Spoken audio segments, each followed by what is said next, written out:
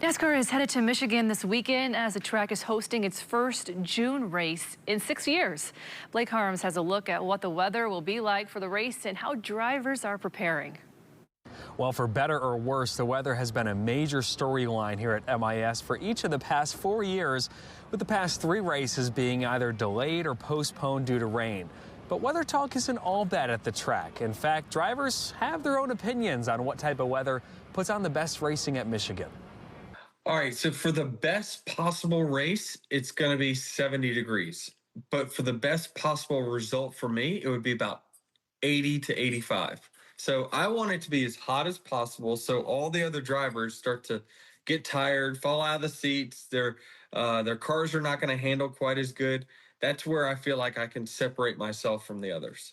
Well, if you couldn't tell from that clip, Denny is a very smart driver. And if you want to hear more on his breakdown after the race, he has a podcast called Actions Detrimental that he typically records the day after the race.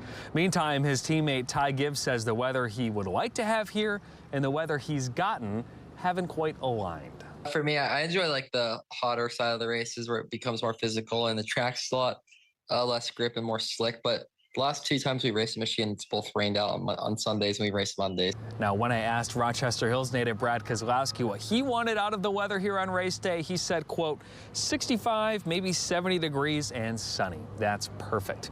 Perfect it is. We are likely going to reach the 70s on Sunday. The question will be, stop me if you've heard this before, whether we get any rain on Sunday. The forecast is looking all right. I think we certainly be able to get the race in at some point on Sunday, hopefully on time. Regardless of what happens, though, the fans will pack these grandstands once again to watch the Firekeepers Casino 400, which is set to begin Sunday at 2 p.m.